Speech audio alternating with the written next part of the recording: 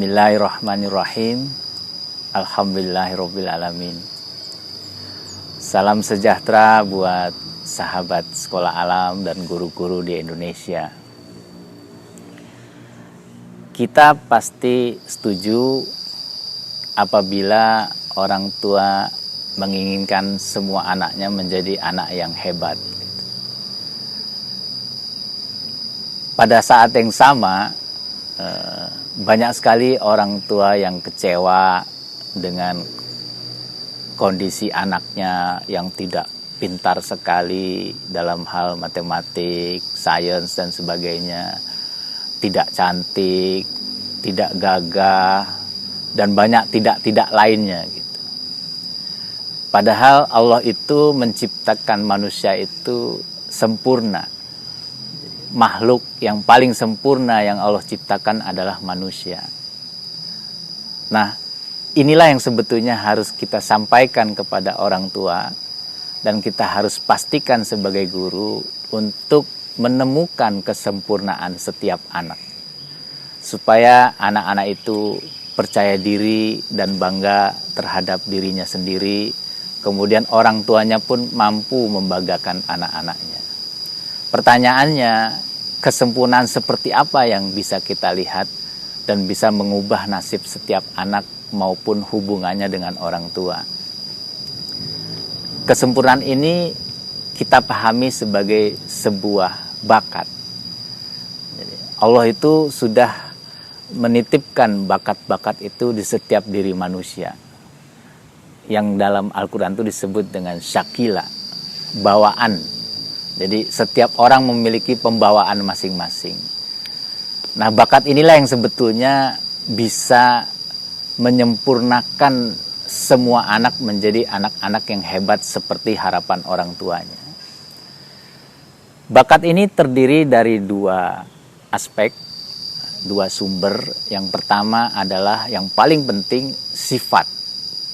Itu kenapa di Al-Quran itu Allah menunjukkan sifat-sifatnya dengan Asmaul Husna. Jadi dalam setiap diri manusia itu ada sifat-sifat yang luar biasa yang bisa menjadi kekuatan setiap anak untuk memberi manfaat kepada banyak orang gitu. Yang kedua, sumber bakat adalah fisik. Jadi dia punya kemampuan fisik yang memberi manfaat ke banyak orang, misalnya seperti kemampuan memasak, kemampuan berolahraga, kemampuan bertani, kemampuan beternak, kemampuan untuk merias diri, dan itu hal-hal yang paling mudah untuk ditemukan oleh orang tua gitu. Sebagian besar bakat yang sering kita lihat di masyarakat itulah bakat yang bersumber dari kemampuan fisik gitu.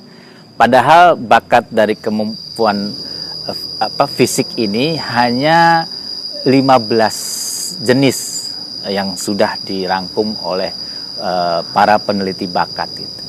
Sementara sifat itu ada 30 sifat yang dikelompokkan sebagai sumber bakat. Jadi sebetulnya bakat yang paling banyak tuh ada di sifat. Nah, bagi orang tua yang merasa kesulitan untuk menemukan bakat ataupun guru, sesungguhnya mereka bukan kesulitan, tapi mereka hanya berfokus kepada bakat yang bersifat fisik. Tapi bukan bakat yang mengacu kepada sifat-sifat dasar anak-anak itu sendiri. Karena pada intinya setiap orang tua maupun guru pasti tahu dan pasti paham sifat anak itu seperti apa. Nah, sifat inilah yang sebetulnya harus menjadi fokus kita bersama, sehingga kita bisa menguatkan sifat-sifat ini untuk memberikan hal yang terbaik bagi anak-anak kita, untuk bisa memberi manfaat kepada orang-orang lainnya. Karena sebaik-baiknya anak adalah yang paling banyak manfaat bagi anak lainnya. Dari sisi sifat, kita sering melihat ada anak yang sifatnya lebih banyak berbicara, atau dalam bahasa kita tuh cerewet. Itu sebetulnya dia berbakat untuk komunikasi. Dia bisa menjadi seorang presenter, motivator, menjadi guru, menjadi apapun yang membutuhkan kemampuan komunikasi tinggi gitu. Kemudian sifat yang sering kita lihat sebagai sesuatu yang umum itu adalah sifat jujur gitu ya. Nah, sifat jujur ini kan memerlukan sesuatu yang tidak melanggar satu aturan yang salah gitu. Kalau dalam bahasa kehidupan itu, anak-anak ini adalah anak-anak yang patuh gitu.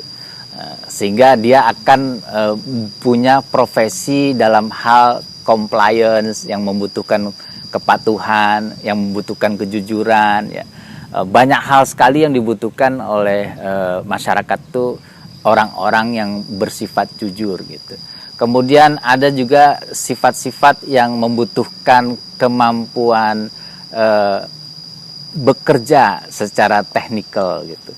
Nah, ini juga sangat diperlukan di masyarakat untuk memproduksi apapun gitu. Jadi dia senangnya ngoprek ya, senangnya membongkar pasang dan sebagainya, itu adalah sebuah sifat yang bisa dikembangkan menjadi sebuah kemampuan profesi yang luar biasa sehingga bisa memberikan manfaat kepada banyak orang gitu. Karena dalam kehidupan tuh selalu banyak sekali hal yang perlu diperbaiki. Nah, kemampuan-kemampuan untuk memperbaiki ini sebetulnya ada di setiap anak-anak yang memiliki bakat untuk memperbaiki semua hal, terutama produk-produk yang ada di sekitarnya gitu.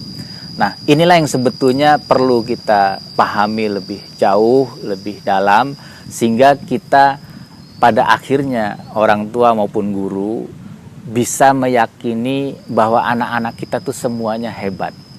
Semuanya tuh bintang. Kenapa? Karena Allah sudah memberikan syakila itu kepada setiap anak. Nah, tugas kita sebagai orang tua adalah mengasahnya untuk menjadi yang terbaik. Jadi jangan pernah berpikir sifat itu tidak memberi manfaat bagi banyak orang gitu. Salah satu yang sering kita lihat dan sering kita temui adalah sifat keras kepala.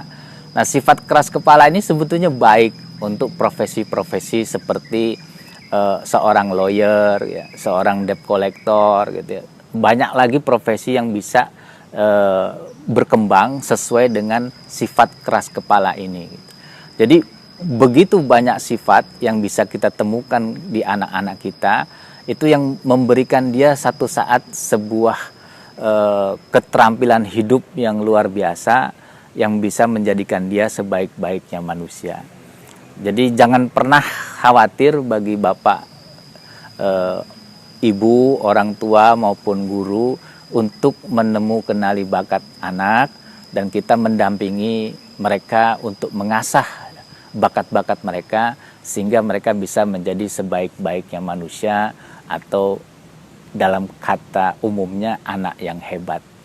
Semoga dengan pemahaman kita terhadap bakat ini tidak ada lagi orang tua atau guru yang menganggap anak-anak itu ada yang lemah, ada yang tidak pandai, ada yang tidak cantik dan sebagainya, karena setiap anak itu hebat selama kita mampu mengasah bakatnya.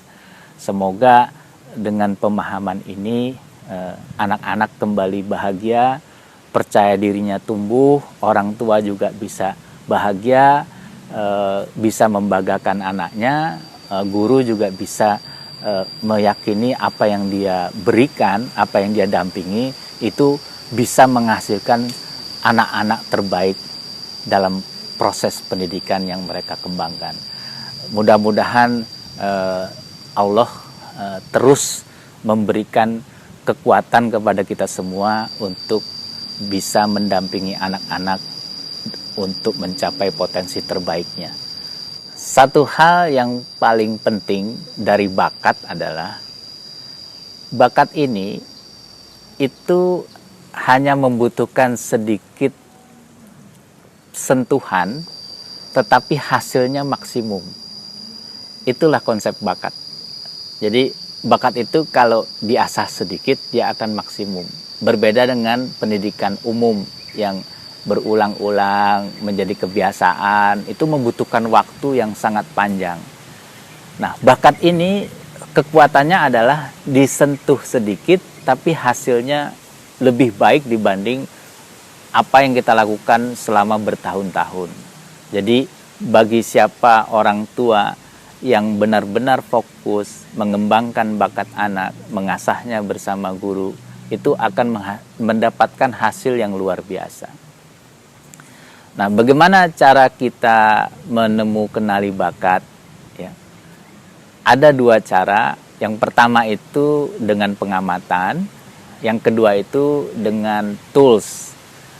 Bisa kita menggunakan talent mapping. Jadi ada sebuah tools untuk kenali bakat dalam bentuk kuesioner yang diisi oleh anak-anak, tetapi mereka syaratnya harus memiliki banyak aktivitas sebelumnya, sehingga mampu menjawab soal itu dengan baik sesuai pengalaman. Nah, bagaimana kalau kita ingin kenali bakat anak-anak sejak dini? Karena semakin cepat kita kenalinya, semakin optimum kita menghasilkan anak-anak yang terbaik. Gitu. Nah, itu bisa dengan cara pengamatan. Itu disebutnya dengan 4E. Jadi yang pertama E itu adalah enjoy. Ya. Jadi kita bisa melihat anak-anak itu melakukan sesuatu dengan senang tanpa disuruh, dia lakukan setiap waktu. Itu yang disebut dengan enjoy. Yang kedua itu adalah easy. Dia mudah melakukannya dibanding anak lain gitu. Misalnya memanjat pohon, ada anak yang sangat cepat memanjat pohon, seperti kera gitu, cepatnya itu. Tapi ada anak yang lambat. Nah, kita bisa menganggapnya itu sebagai sebuah bakat gitu. Kemudian yang ketiga itu excellent. Excellent itu hasilnya bagus gitu. Jadi kita bisa perhatikan kalau anak-anak kita itu ikut dalam sebuah sanggar melukis gitu ya. Ada 50 anak gitu. Nanti dari 50 anak tuh kelihatan 1-2 yang sangat baik hasil melukisnya. Itu yang disebut juga bakat. Nah, yang keempat itu adalah earn. Jadi apa yang dia lakukan, apa yang dia suka, dan itu bisa menghasilkan sesuatu, apakah itu hasilnya berupa penghargaan, award, apakah dia menjadi juara, apakah dia mendapatkan uang dari situ, itu yang disebut dengan bakat gitu. Misalnya dia ikut sebuah klub olahraga namanya taekwondo, ada 500 anak berkompetisi, yang juara taekwondonya tuh dia, itu yang disebut dengan earn gitu. Nah, kalau keempat hal ini, enjoy, easy, excellent, dan earn itu ada di diri anak kita untuk satu bakat, maka itu yang disebut dengan kekuatan setiap anak gitu. Nah, itu yang harus kita yakini, bahwa setiap anak itu hebat sesuai dengan bakatnya masing-masing. Nah, semoga dengan cara-cara mengamati bakat, cara-cara kenali bakat, cara-cara kita mendampingi anak untuk mengasah bakatnya, itu bisa kita lakukan sebaik-baiknya. Dan yang terakhir yang perlu Bapak, Ibu, dan guru yakini adalah cara mengasah bakat yang paling baik adalah memberikan kesempatan anak magang bersama maestro.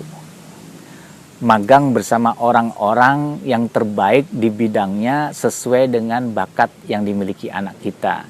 Jadi misalnya sebagai contoh, anak kita itu berbakat menjadi fashion designer gitu. Karena dia suka menggambar, dan gambarnya itu yang dia sukai adalah gambar fashion. Itu kalau dia magang dengan seorang fashion designer terbaik seperti misalnya Dian Pelangi atau yang sesama mereka, itu hasilnya akan luar biasa.